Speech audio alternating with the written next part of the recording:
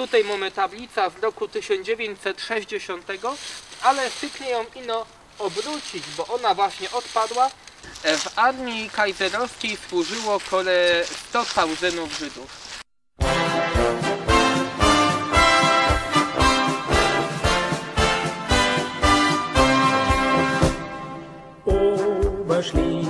Witam was Rostomili. Zaś my są w Gliwicach na ringu. Pierwszy tajlik tutaj my napoczynali. Dzisiaj będziemy rozprawiali o Żydach i zabiera was między innymi na żydowskie cmentarze. Tutaj napoczynamy, a potem dalej. Prawdopodobnie Żydy w Gliwicach były już we szczednich stoleciach. Taką poszczednim dowodem na to jest ulica, która tutaj była Judengasse, nie skorzy Judenstrasse.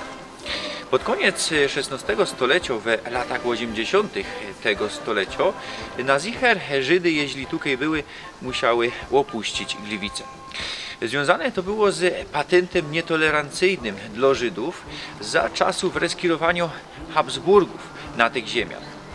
Z dziedzicznych ziem Habsburgów, też ze Śląska, Żydy musiały się usunąć poza wyznaczonymi enklawami. Pierwsze udokumentowane wzmianki o Żydach to 1698 rok. Na zicher już wtedy są we Gliwicach. W 1713 kaiser Karl VI wydał patent tolerancyjny i z kuli tego Żydy mogły osiedlać się na Śląsku po opłaceniu ekstra sztojera. 2 lata nie skorzej zezwolili im kludzić własne szynki. A w 1726 roku Śląski Amt zakazał osiedlaniu się nowych łobcych Żydów, czyli można powiedzieć Żydów Gorolów na Śląsku. Lepsze czasy dla Żydów przyszły po 1742 roku, kiedy większość Śląska przeszła pod riskirowanie pruskich Hohenzollernów w trakcie wojen śląskich między Habsburgami a Hohenzollernami w latach 1730-1763. W 1750 roku powstała tutaj gmina żydowska, a nie było wtedy dużo Żydów w XVIII stuleciu, maksymalnie pora 10 personów. Nie skorzej przychodziły coraz to lepsze czasy dla Żydów, XIX stulecie, industrializacja i mieliśmy tu coraz więcej Żydów i coraz lepsze warunki dla tej nacji i konfesji. Na początku Żydy żykały we prywatnej chałupie przy Fargasse. Dzisiaj plebańsko po śląsku byśmy powiedzieli Farno. W 1812 roku budują pierwszą synagogę, starą synagogę, która była tutaj, jak dzisiaj jest policyjny komisariat. W latach 1859-1861 budują nową synagogę, która stała genau tutaj, w stylu neomaurytańsko-neoromańskim, jedna z najbardziej okazałych i największych na Górnym Śląsku. Tutaj mamy tabula, która upamiętnia ta synagoga z 9 na 10 listopada 1938 roku podczas Nocy Kryształowej spolili ta synagoga niemieckie nazisty. No i wcześniej jeszcze zbulili, ale to już same Żydy, starą synagogę i na tym placu postawili Alty Sejm żydowski, Alty Sejm. No i genau ten budynek dzisiaj jest zaadoptowany na policyjny komisariat. Tutaj ta synagoga była, te pozostałości jeszcze były do 2007 roku, kiedy zbulili pozostałość turmu i podpiwniczenia. Jak widać, plac jest pusty, nic tu się nie dzieje. No, fajnie by było, kiedy taką synagogę odbudowali, no ale niestety dzisiaj ten plac straszy. Byliśmy przy Dolnych Wałów 15, teraz my są przy Dolnych Wałów 9. To budynek zbudowany w 1909 roku od gminy konfesyjnej żydowskiej. No i dzisiaj tu znajduje się gmina konfesyjno-żydowsko-ortodoksyjnej. tradycje, w odróżnieniu od tego, co było przed wojną. Tam była reformatorsko tradycjo. Gmina założono w 1945 roku. No dziś we Gliwicach mamy niewielu Żydów. Przed wojną ich było naprawdę wiele. No i nie potrzebują jakichś srogich salów. Są my na starym cmentarzu żydowskim, a ze mną jest opiekun tego placu, Seweryn Botok. Czym się jeszcze zajmujesz, Seweryn? Jestem historykiem, staram się dbać o to nasze lokalne dziedzictwo tutaj w Gliwicach. Poczułem taką największą pasję do tego zapomnianego żydowskiego dziedzictwa, bo była to grupa Gliwiczan może niewielko, ale bardzo znacząco do rozwoju naszego miasta, ale także całego regionu. Niestety podwójnie zapomniano już po II wojnie światowej, z jednej strony jako Żydzi, z drugiej jednak jako Niemcy. Ja. No i kajmy genau są krótko o historii tego placu. Są my obecnie na starym cmentarzu żydowskim w Gliwicach. To jest drugi najstarszy zachowany cmentarz w mieście. On powstał w roku 1815. Pierwszy, najstarszy to jest oczywiście hutniczy. Przedtem w Gliwicach nie było osobnego wydzielonego miejsca pochówku dla Żydów. Byli oni chowani też i na cmentarzu kozielskim, część z nich w Mikołowie, część w Wielowsi, ale dopiero w 1815 założono ten cmentarz. Służył on przez ponad 120 lat. Ostatni pochówek miał miejsce w 1937 roku. I za nami ruiny domu przedpogrzebowego, ja? Dokładnie. Ten budynek, właściwie te ruiny budynku powstały w drugiej połowie XIX wieku. Nie znamy genau daty, ale szacować możemy na podstawie planów i map, że było to mniej więcej około 1860-70 roku, w podobnym zresztą okresie, co budowano nową synagogę. Ja, genau, a stary cmentarz zaś powstał wtedy, co staro synagoga. Dokładnie, to się wszystko łączy. Są my teraz w jednej z najnowszych części tego cmentarza. Powstała ona na przełomie XIX i XX wieku, a łączy się ona z przemianami głównie industrialnymi, jakie miały miejsce w Gliwicach. Widzimy tutaj pełno różnych takich honorowych, bardzo bogato zdobionych grobowców. Najbardziej znanym jest oczywiście ten tutaj po naszej lewej stronie, czyli grobowiec Józefa Bendixmeyera, który był przemysłowcem. On założył fabrykę kotłów w Gliwicach. No ale tutaj po prawej i lewej stronie mijamy kolejne nazwiska. Zbliżamy się na przykład do grobu doktora Louisa Zilbergleita. To był królewski radca sanitarny i lekarz sztabowy. Tukej, ja. To właśnie on między innymi w 1870 roku ze swoim oddziałem oblegał Paryż. On został zresztą odznaczony Krzyżem Żelaznym i Krzyżem Bawarskim Zasługi. Takich postaci mamy tutaj w Fol. Troszkę dalej mamy jeszcze doktora Freunda. On przez 30 lat był przewodniczącym Rady Miejskiej w Gliwicach. Są to osoby, które miały niebagatelne znaczenie do rozwoju naszego miasta, a które niestety po latach zostały zapomniane. Genau. Grób, który znajduje się za nami, został odnowiony w ubiegłym roku. Jest to jedna z takich nowszych inwestycji, jaką była dokonana. Grób ten należy do Jakoba Freimana, 21-letniego żołnierza, który poległ na froncie wschodnim na terenie dzisiejszej Białorusi.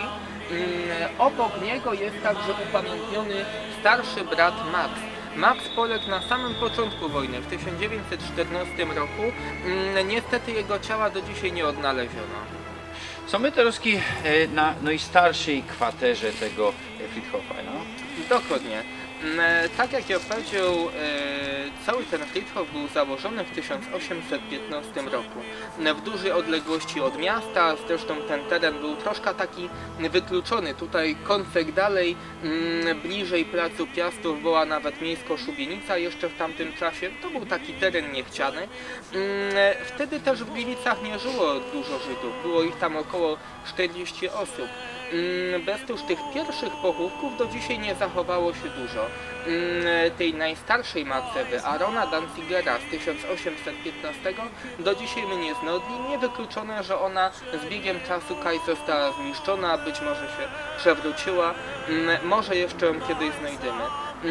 No ale tutaj kolejno znajduje się... Dokładnie. Najstarszą Macewę, jako obecnie znamy, z roku 1816 spoczywa tutaj pani Sulka, córka Pinchasa, która zmarła w wieku 83 lat. A więc, jeśli dobrze liczę, to urodziła się chyba jeszcze nawet na Habsburskim Śląsku. Albo zaraz w okolicach wojen śląskich. Z biegiem czasu Macewy czasem były wymienione. Jeżeli one były uszkodzone, stare, może nawet troszkę niemodne, bo jak popatrzymy, to śledzono też takie artystyczne prądy, to z biegiem czasu Macewy były wymieniane. No ale ta Macewa to jest faktycznie ta pierwsza Macewa z początków XIX wieku. 200 lat. Ponad 200 lat tutaj stoi. Przeżyła już 2 wojny światowe, w tym także walki, które miały miejsce na tej kwaterze, co dodatkowo świadczy o wyjątkowości tej Macewy. Długowieczność zwykle kojarzymy z czasami dzisiejszymi. Co chwila słyszymy, że ktoś obchodził 110 urodziny albo zmarł w wieku tam 100 kilkunastu lat. Ale taka długowieczność nie jest ino domeną naszych czasów. Tutaj kolejno niestety przewrócono, troszkę poniszczono Macewa, upamiętnio najstarszą pochowaną tutaj osobę, kobietę, panią Fromettę Zinger, która zmarła w latach 60. XIX wieku, mając 112 lat, co jest wynikiem niesamowitym. Hedwig Stein, siostra Edith Stein. Tak? Dokładnie, świętej katolickiej. Często zapominamy, jak wielkim tyglem kulturowym, religijnym, narodowym był Górny Śląsk i jak w tym tyglu właśnie był on piękny. To właśnie ta mieszanka kulturowa, narodowa tworzyła piękno tego Śląska. Jest to właśnie też taki przykład tutaj zresztą przy grobie tej raptem 2-letniej Hedwig Stein. Znajdujemy się bowiem na kwaterze dziecięcej. Tutaj spoczywa około 200 bajtli. Najmłodsze miało 10 godzin według tego, co stanowi tablica. Większość to są kilkulatki. Pora mamy też tutaj grobów cholerycznych. W Gliwicach przeszły swego czasu w XIX wieku 3 epidemie.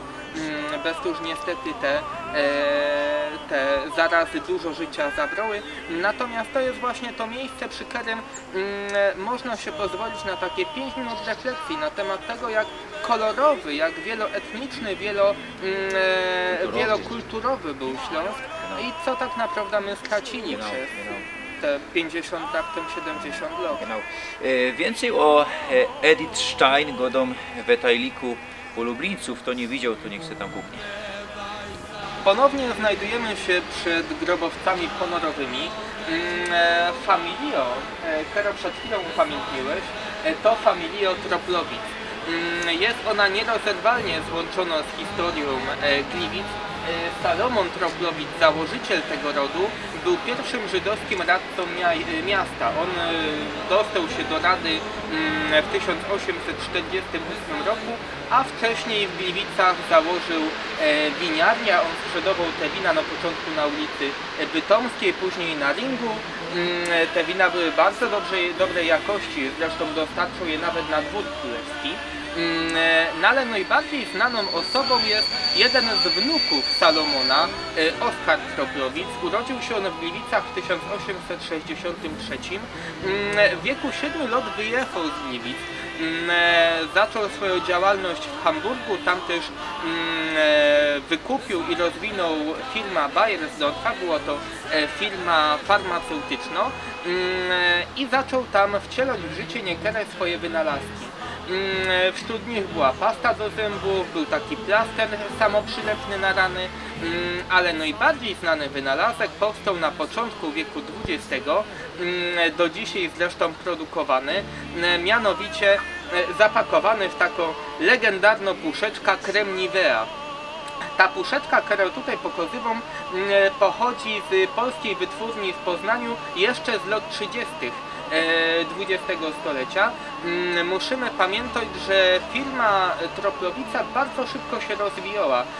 O ile na początku, jak on ta firma przejął, tam było kilkunastu pracowników, tak w przeddzień I wojny już tam było 500 pracowników. Jak chodzi o Oskara Troplowica, był to prawdziwy innowator. On jako pierwszy w swojej firmie skrócił czas pracy, wprowadził fundusze, byśmy powiedzieli, ubezpieczeniowe, coś w rodzaju czasów wypoczynkowych dla pracowników. Bardzo mocno dbał właśnie o komfort swoich pracowników. Bestuż faktycznie ludzi chciało robić u Troplowica, wiedzieli, że z Troplowicem nie będzie im źle. No i on potem nieskorej zmienił konfesję, pamięcia? Dokładnie. Porzucił judaizm, przeszedł na chrześcijaństwo na początku XX stulecia. Bestuż, jego grób, który dzisiaj znajduje się w Hamburgu, nie znajduje się na żydowskim cmentarzu. W Hamburgu także on był dajcą miejskim. Pomimo tego, że właśnie z Hamburgiem złączył swoje życie, nie zapomniał o Gliwicach i Gliwicom ufundował pomnik robotnika. On trafił do Gliwic w okresie dwudziestolecia międzywojennego. W latach 30. go odsłonięto na obecnym placu Piłsudskiego, kiedyś to był plac prezydencki. Niestety wraz z rokiem 1945 pomnik ten całkowicie przepadł. Są my teraz na nowym Friedhofie żydowskim. Kiedy on powstał?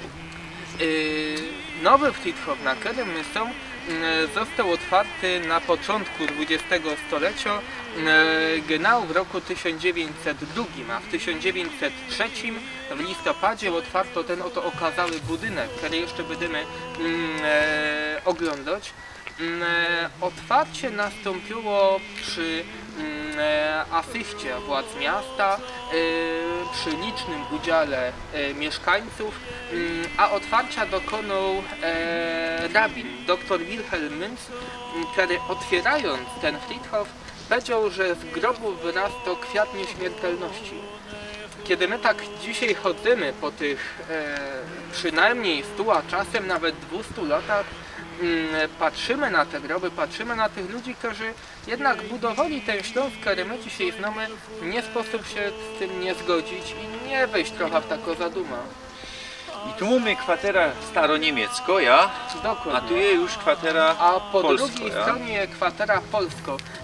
Ten Friedhof w przeciwieństwie do starego, na którym my byli, jest do dzisiaj użytkowany. Genau.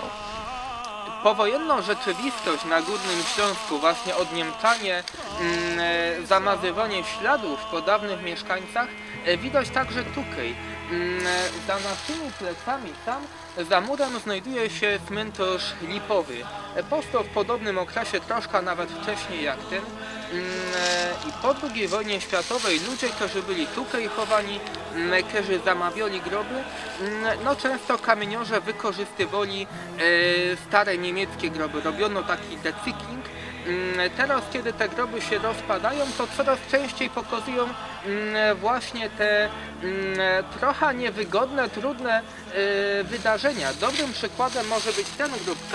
Tutaj mamy tablica z roku 1960, ale styknie ją ino obrócić, bo ona właśnie odpadła i obejrzymy, że tutaj mamy grób jeszcze niemiecki z XIX stulecia.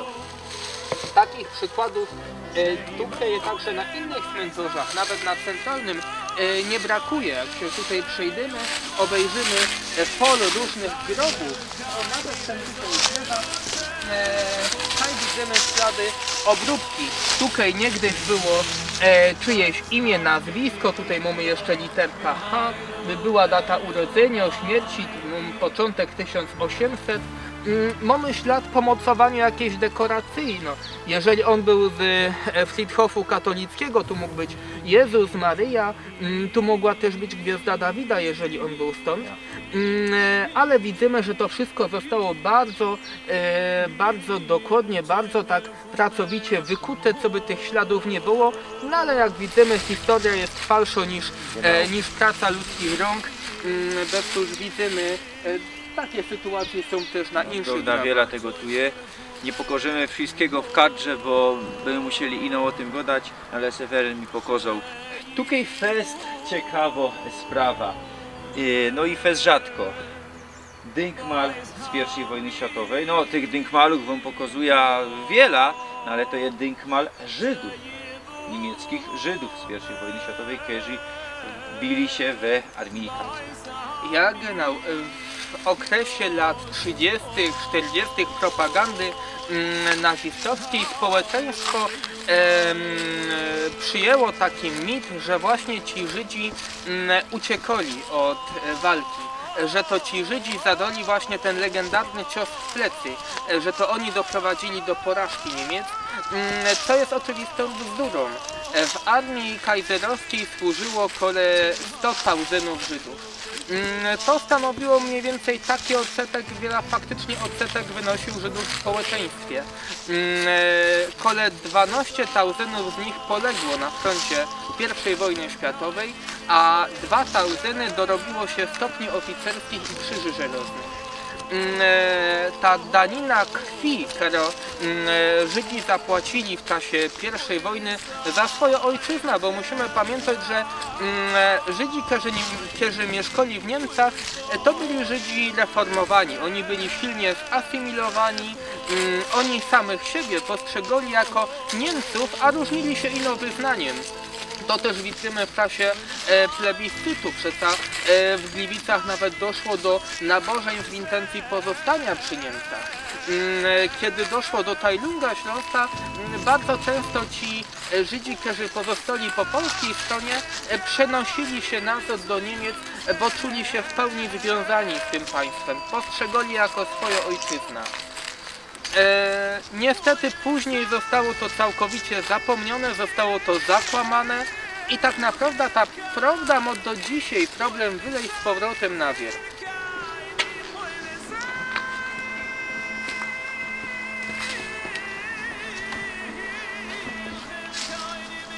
Znajdujemy się teraz dryny w domu przedpogrzebowym.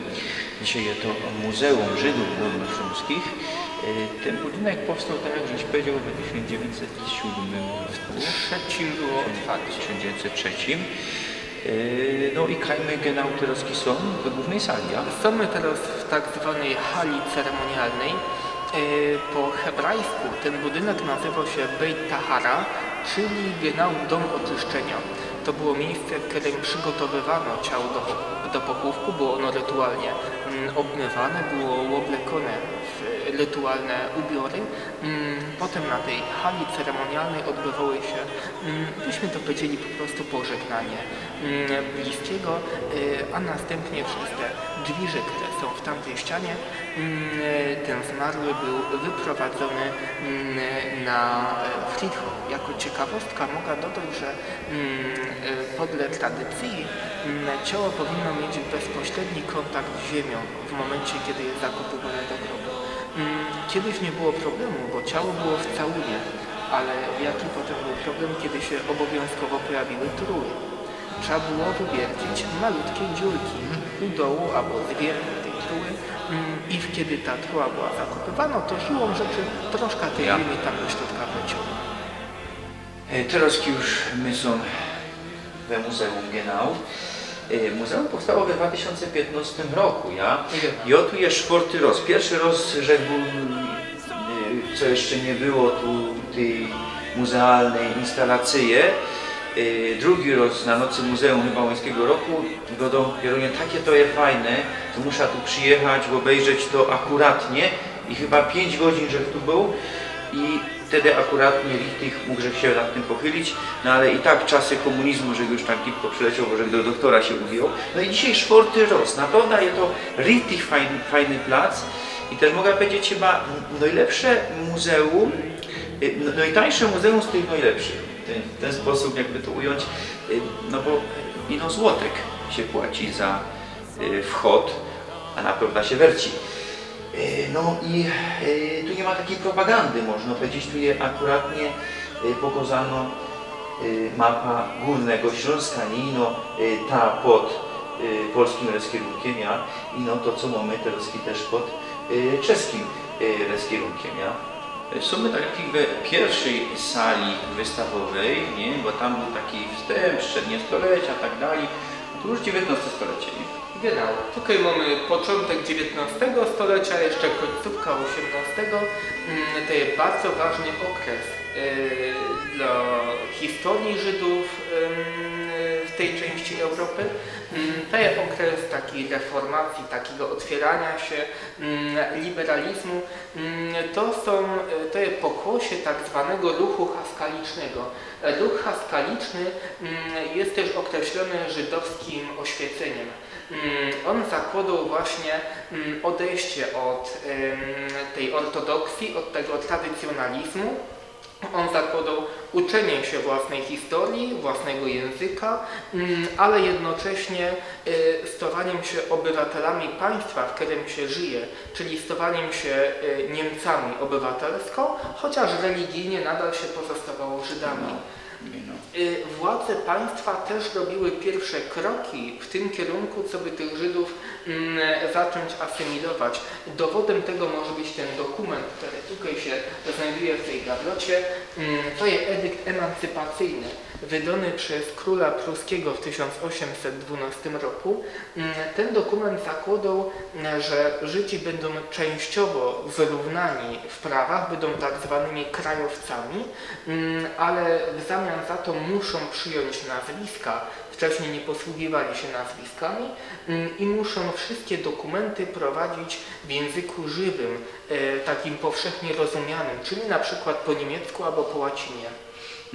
Co do tego ruchu reformacyjnego, reformowanego, to te synagogi też zaczęły troszkę wyglądać jak kościoły, nie? Dryny. Wpludzono warhany, nie? Śpiewy też jakieś w języku wygodce niemieckiej, nie? Genau, zaczęły się pojawiać. Później się pojawiły też i organy w synagogach. No, genau, to było. Jak obejrzymy na ubiór rabinów, tutaj nawet tylko mamy z prawej strony. Toga. Dokładnie. W anielickich Dokładnie. kościołach. Dokładnie. Widzimy te zmiany na każdym kroku. Słusznie też żeś powiedział o architekturze. Te budynki nawiązują albo do stylów mauretańskich, niekiedy mamy neogotyk. Romańskie też. Dokładnie. Mamy te budynki, one nie wyróżniają się jakoś tak mocno z tej tkanki miejskiej, one ją uzupełniają. Ja. Czasem ino Gwiazda Dawida przypomina, co to jest synagoga, a nie kościół, na którym mamy krzyż. No i w Niemczech byli głównie ci reformowani Żydzi w XIX stuleciu, nie? A w Polsce, no wtedy Polski nie było, bo to w XIX stuleciu pod zaborami, no ale potem jak się odrodziło, to były te ortodoksyjne Żydy, no i na Górnym Śląsku, który po I wojnie światowej został potajlowany, nie? Można powiedzieć z Niemiec też przeszł w kąsku do II Rzeczpospolitej. Były te spory, nie? Pomiędzy Żydami polskimi a Żydami niemieckimi. Żydzi niemieccy traktowali tych Żydów ortodoksyjnych mimo wszystko jako trochę takich zacofanych. Nazywano ich Ostjuden albo nawet Polaken. To były bardzo takie obraźliwe określenia. Oni siebie postrzegali właśnie jako tych oświeconych, jako tych już w pełni zasymilowanych. Za to ci Żydzi właśnie z Galicji, z Kongresówki, tam także były jakieś pojedyncze przypadki reformacji. One nie były tak powszechne jak tutaj, ale to też było, nawet Tuwim z takiej rodziny pochodził. Ale tamci z kolei ortodoksyjni Żydzi też nie pałali miłością do tych reformowanych. Oni uznawali ich za takich troszkę odstępców od wiary, za ludzi jednak za bardzo idących w kierunku liberalizmu. Ja, no to ino podkreślo, że żadno religio to nie ma monolit. Tak jak chrześcijaństwo tajluje się na rozmaite konfesje, tak samo judaizm i islam i wszystkie insze religie, bo wszyscy wciepują to do jednego miecha. No to jakby powiedzieć, nie wiem, że prawosławny, katolik i wanielik to genau to samo. Są wspólne rzeczy, no ale są też rzeczy, które no, dzielą. My jako w landzie, w którym większość chrześcijan, no to poradzimy jeszcze jakoś tam odróżnić, to nie wszyscy to poradzą, nie? Bo wszyscy myślą chrześcijanin, katolik, a co dopiero te potajlungi o Żydach, tych Żydów tu je naprawdę dzisiaj mało. Dla Żydów i dla Górnego Śląska wszystko zaczęło się zmieniać po dojściu Adolfa Hitlera do rozkierowania w 1933 roku. To co się działo, no to wiemy ze powszechnej historii.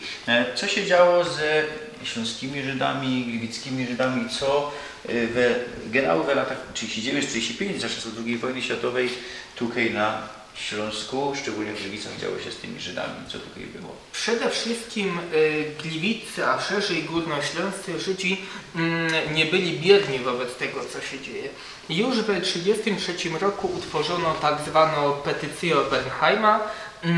To był jeden z pracowników Defaki, lokalnego sklepu, sieci sklepów handlowych.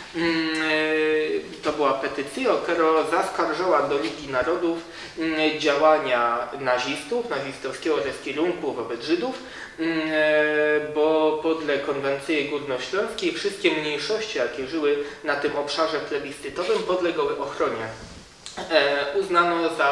Uznano Żydów też za jedną z tych mniejszości i faktycznie aż do roku 1937, na 4 lata, wszelkie prawodawstwo nazistowskie na Górnym Śląsku Niemieckim, tym plebiscytowym obszarze, było wyłączone. Ono tych Żydów nie dotyczyło. Dzięki temu trochę tych Żydów było w stanie uciec, wyjechać jeszcze zawczasu z Rzeszy, a sam Bernheim za wycieknięcie z pracy dostał odszkodowanie w wysokości prawie 10-krotnej pensji. Do Niemców, do władz nazistowskich to był bardzo poważny policzek. Bernheim wyjechał do Ameryki, ale pozostał Kochman. Kochman był prawnikiem, on pomagał całą tę petycję stworzyć, ja on je też tutaj i tych działań Kochmanowi nigdy nie zapomniano. Jeszcze w 1933 roku, kiedy on pracował w tutejszym sądzie, został po prostu pobity na korytarzu w budynku sądu. W późniejszym okresie on dużo się angażował na rzecz chociażby ochrony dzieci. Bajki żydowskie, które przez naszywka z Gwiazdą Dawida były wyśmiewane, on zmienił godziny lekcyjne, tak co te bajtle aryjskie i niearyjskie się mijały. Angażował się także w ochronę ludzi starszych przed wywózkami do obozów koncentracyjnych w początkowym okresie. Ale nie zapomniano tego wszystkiego Kochmanowi, kiedy już był starszy, miał 79 lat. 4 dni po jego Geburtstagu w grudniu 1943 roku funkcjonariusze zapukali do jego drzwiżów, wyprowadzili go. Przez pewien czas, prawdopodobnie jedna doba, był w prezydium policji, tam był katowany, a stamtąd trafił do Auschwitz. Prawdopodobnie według jednej wersji zginął jeszcze tego samego dnia, właściwie zmarł na Herzschlag. Podle innej wersji zginął w komorze gazowej na początku stycznia. Gadał żeś jeszcze mi poza kamerą, co on po I wojnie światowej angażował się jechał się o niemieckość Górnego Śląska. Nie? Kochman był całkowicie przekonany, że Górny Śląsk, a szczególnie Gliwice, które on nazywał swoją Jerozolimą, muszą pozostać w Niemcach.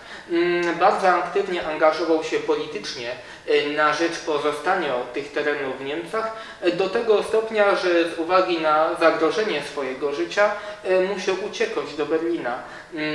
Dopiero po plebiscycie z tego Berlina wrócił w latach 20. Będąc tam także angażował się politycznie, angażował się w ochronę chociażby więźniów, którzy byli zwykłymi więźniami, niepolitycznymi. W więzieniach to właśnie dzięki niemu zniesiono obowiązek chodzenia do kościoła w niedzielę do osadzonych. Pomimo tego, że był osobą religijną, angażował się właśnie w takie działania. Natomiast jego działania finalnie nie uchroniły tej społeczności żydowskiej w Gliwicach.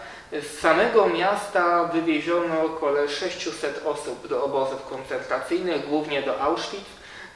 Te wywózki miały miejsce w roku 1942 i 1943, a Kochman był jedną z ostatnich osób w mieście i zostały pojedyncze osoby, głównie z mieszanych małżeństw. Zresztą lista wszystkich ludzi wywiezionych w tym muzeum tak dosyć symbolicznie przez cały dzień, kiedy muzeum jest otwarte, cały czas się przewija i te imiona i nazwiska cały czas się powtarzają. Po II wojnie światowej Żydów wszędzie zostało dużo mniej, na Śląsku zostało mało, w Gliwicach zostało mało. Co tu było po II wojnie światowej i co je dzisiaj? Po II wojnie światowej Gliwice, podobnie jak większość Górnego Śląska, całkowicie była przetasowana ludnościowo. W Gliwicach tej ludności faktycznie autochtonicznej zostało dosłownie pora procent, może 5%, licząc nawet te obrzeża. Ludność była całkowicie wymieniona. Także ci Żydzi. Po wojnie zostało w Gliwicach raptem kilkanaście, może tam 20 pora osób właśnie z tych mieszanych małżeństw. Część z nich też wyjechała w ramach deportacji Niemców, ale przyjechali tutaj Żydzi z Kresów Wschodnich. Żydzi właśnie z okolic Lwowa, czy z terenów dzisiejszej Białorusi. Zaczęli oni tworzyć swoje życie kulturowe de facto od nowa.